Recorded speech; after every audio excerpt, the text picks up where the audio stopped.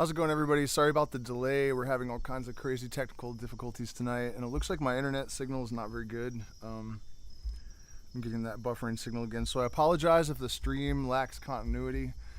But I wanted to do this stream tonight. There we go, already buffering.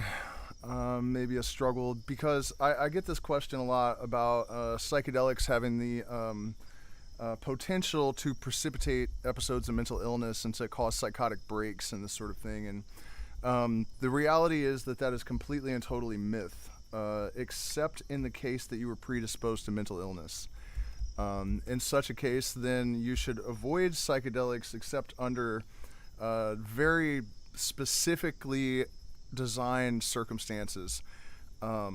Although I have to say that I have observed people that have conditions that are supposed to be completely prohibitive use psychedelics with great benefit and no adverse effects. So it's a huge let's put it this way, it's an extremely minuscule risk to any healthy person that's entering into it for the right reasons. The reality is that from the 1960s, the early 1960s, the first researchers that looked at this subject said that it was unprecedented for any compound to be able to address so many different psychological aberrations and different problems of different depositions. And so again, at Johns Hopkins University in like 2003 or so, I would imagine this researcher had probably read the quote from this earlier researcher, but he said almost the exact same thing in reference to psilocybin, that it is simply unprecedented in the history of medicine that one compound can, or that any compound can treat so many different conditions, oftentimes with a single application. So, those of you that are concerned about having psychotic breaks due to, use of psychedelics, that's mostly because of misinformation, propaganda from the DEA in the United States. The reality is that the researchers never told the institutions, the government institutions that commissioned them to do the research, that they should ban psychedelics and that they were dangerous. In fact, they said what I'm telling you. That first quote from that early researcher actually came from a government commissioned study, and the government responded by sending men with guns to go and shut them down when they said that we will no longer need benzodiazepines or long-term therapy.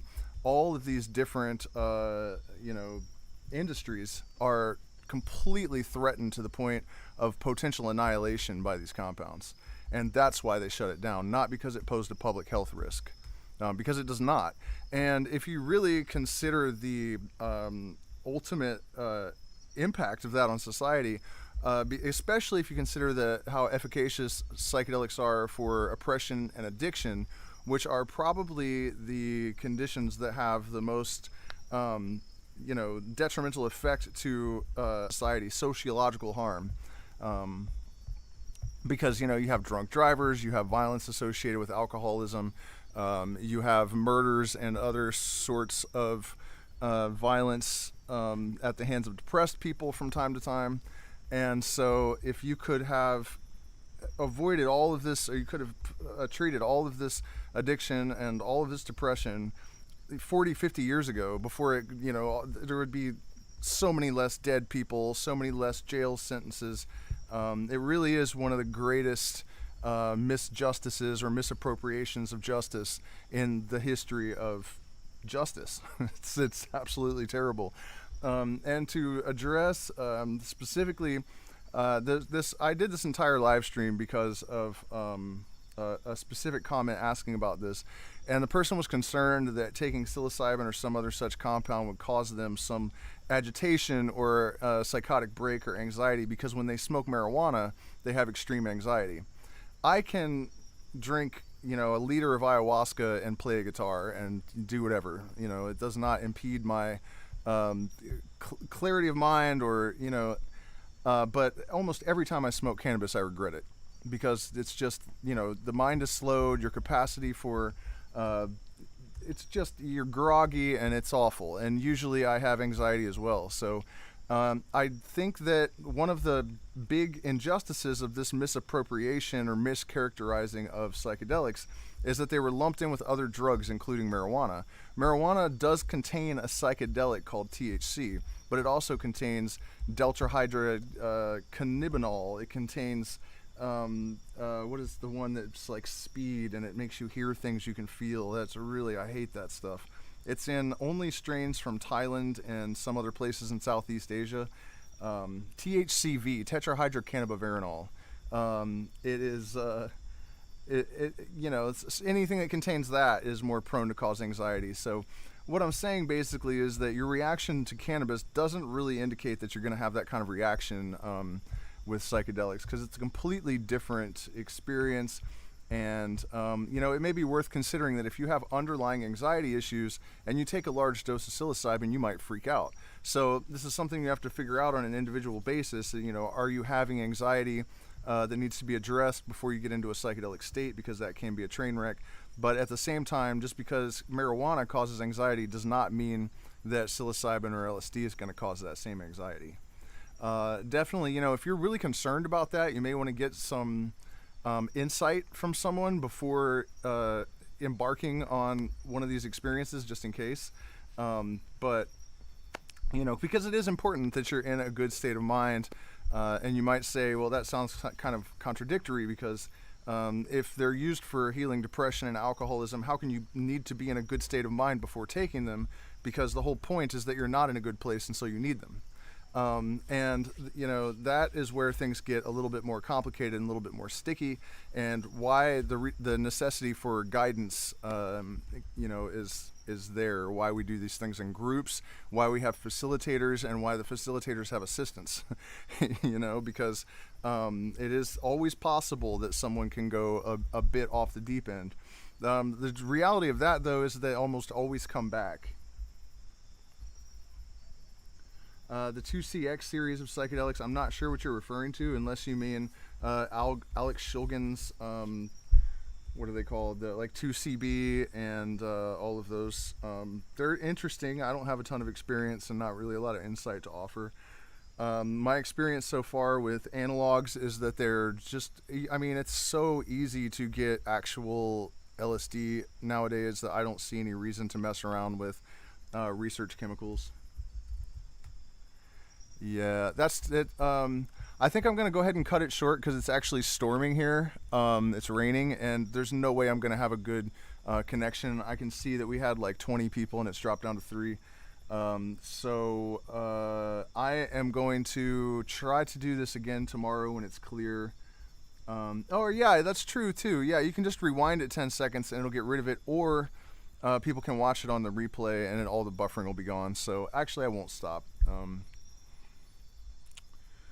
I'm just trying to think if that's basically the long and short of it.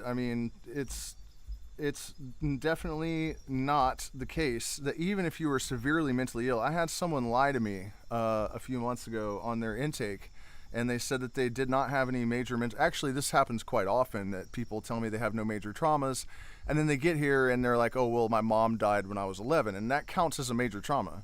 The last person that did that, it was much, much, much, much worse, and he decided to tell me the truth in the middle of a ceremony, which of course, all this paranoia rippled through it was a really bad thing to do. Don't ever lie to your facilitators about your issues. If they're decent people, they will try to work with you.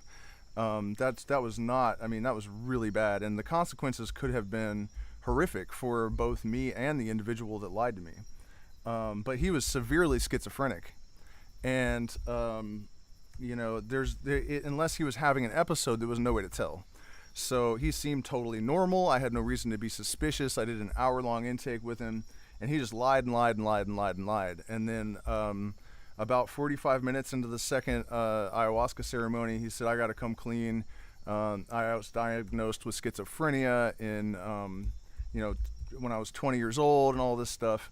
And the thing is, though, that he was totally fine, and in fact his symptoms related to schizophrenia disappeared, and as far as I know, permanently. So no more medication, no more voices in the head, And that really, that was really baffling for me because as an ayahuasca facilitator, I am supposed to say, you are disqualified if someone says that they're schizophrenic. But after observing this particular case, it seems as if it was completely reversed. And as it turns out, LSD is being studied as a potential tool for reversing schizophrenia. But it definitely, all of these compounds definitely can precipitate mental illness or catalyze mental illness, instigate mental illness if it's latent. So that's, the risk that you run is that if you are eventually predisposed that you're going to develop schizophrenia in your early 30s or mid 20s, which is I think when it usually kicks in, it'll happen then, the first time you take LSD. That's definitely a possibility. But the thing is that with the right trained therapist and the right guidance, even if you were to precipitate some sort of episode, it can actually neutralize future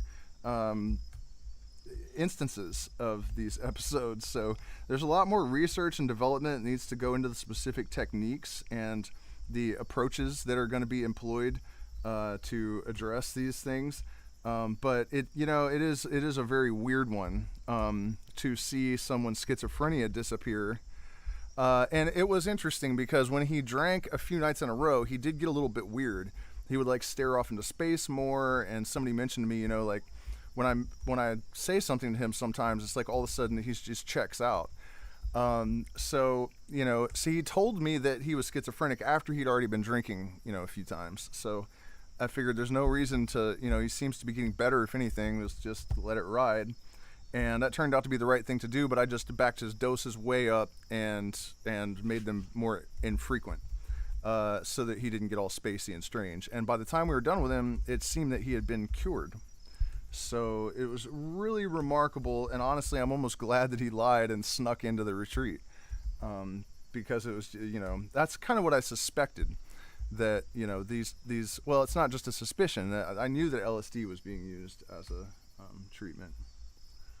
But yeah, so that's it. That's the answer to that question. No, it will not cause a psychotic break. In fact, frequency of use and dosage is not relevant either. I'm not suggesting to anyone that you should take these things every single day, but there have been a couple of cases where people had crystalline LSD, which, 1 liquid ounce of LSD is enough for 100,000 strong doses. So this is a tremendous amount. They got it confused with other stuff they had in their pocket. And in both cases, these are two completely different cases that just coincidentally both involve 5 people. So they thought it was something else, and they all did a line of LSD, and it was estimated to be about 50,000 micrograms each, between 20,000 and 50,000 micrograms each. And everyone was back to baseline within 12 to 14 hours. And they checked back in with at least the one group 5 years later, and there were no problems at all. And to the contrary, every single one of those people said it was absolutely life-changing. It was the best thing that ever happened to them. It just really scared the hell out of them because people don't know, am I going to die? And when you can't really get a hold of your thoughts and you don't know if you've taken a lethal amount of something, it's going to be pretty scary. So that's one of the reasons, actually, that LSD is so interesting. That it's like the LD50 for a 150-pound man is like 5 gallons. It will not kill you. It's less toxic than vitamin C. So that's another good thing to have in your in the back of your mind, that if you start to think that you're going to die, you're not going to. That's one of the like irrational panics that people have a lot. Another one that I see all the time is that people become convinced that they are going to be stuck in this realm of pure consciousness for the rest of eternity. That happens really, really, really often, and unfortunately, there's nothing I can say that can prepare you for that experience, and the only thing that can be done about it is to wait it out, and hopefully you have a good facilitator that can talk you through it. But yeah, that's it. You will not have a psychotic break unless you're predisposed to mental illness. I'm trying to catch up with the chat here.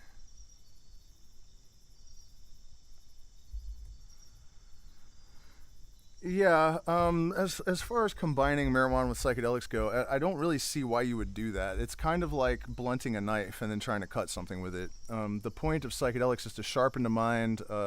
They enhance memories. After one psilocybin experience, researchers at Johns Hopkins University concluded that the memory of the people, this is a 5-year study, so they checked back on all these people after 5 years, and all of the effects were permanent. So everyone showed at least 50% of the improvement that they did right after the experience in memory, and their depression levels were still showing improvement after 5 years.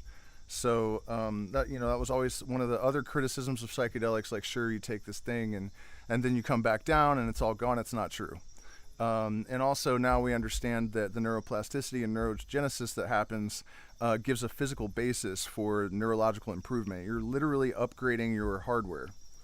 So you can't run a program intended for a Commodore 64 or a modern computer on a Commodore 64. And that's exactly what psychedelics do to the brain. They upgrade the hard drive of your biocomputer so that you're able to run more sophisticated programs.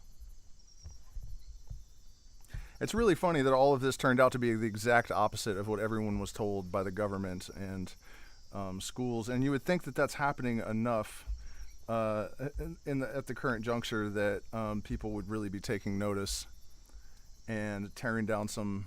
Well, I have to zip my mouth because I can't upset the mighty algorithm or I'll get deleted. I'm on the verge of that as it is, so we don't want that. By the way, you guys, do me a favor, hit the like button, share, subscribe. Please support the channel because we are demonetized. I cannot advertise on YouTube, and advertisers won't touch me with a...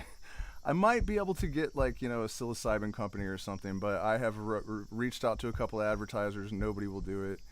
I'm completely reliant on community support. We have a Patreon where people can access secret streams and patron premiere and patron only content. So that's one way that you can support us, and then you can support us with a one-time contribution via Zelle or PayPal. Qualified if someone says that they're schizophrenic. But after observing this particular case,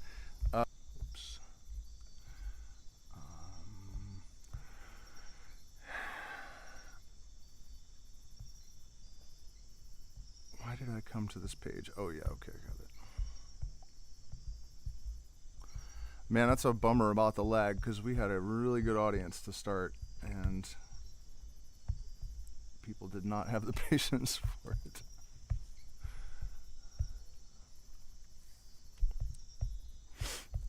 I feel like there was something else, but most of the stuff of real relevance I feel like we've covered. I think it's a difficult pill for people to swallow that these compounds can be as beneficial as people like myself are saying that they are, but at this point we have mountains and mountains of research going back to the 1950s at least that support it all, and that's one of the most irksome things about all of this is that the new psychedelic renaissance, there are a lot of people acting like this has all just been discovered, and that's completely wrong. People knew this in the 1940s, even Richard Evans Schultes and Aldous Huxley, and Aleister Crowley even.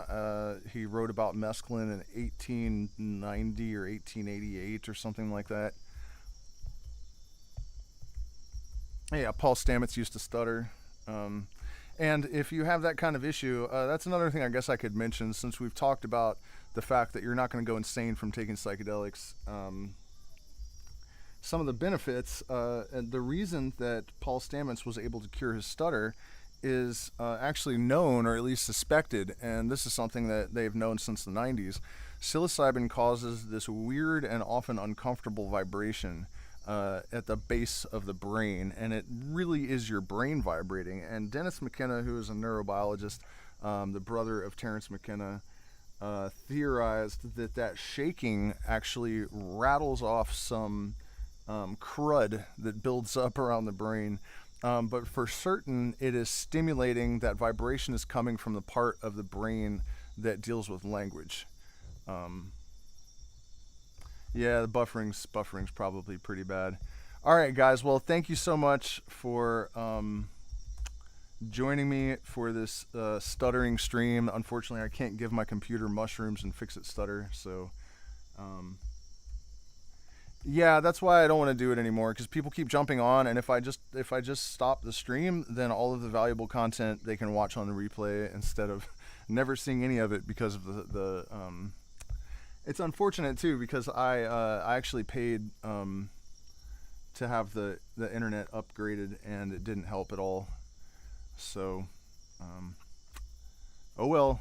So, anyways, thank you guys. Thank you so much for your support, and I'll see you in a couple days. If you haven't seen the last video I made, please check it out. It's a spoken word by Darpon with music by Kailash Kokapelli and visual art by Alex Gray and Adam Jones of Tool and other people. So it was really cool. It was really satisfying to make it because the synchronization of the words and the images happened on their own. I didn't really have to do just little micro edits here and there to make it all line up. So, and in most cases not. I just put the whole scene in and that was it. It was done.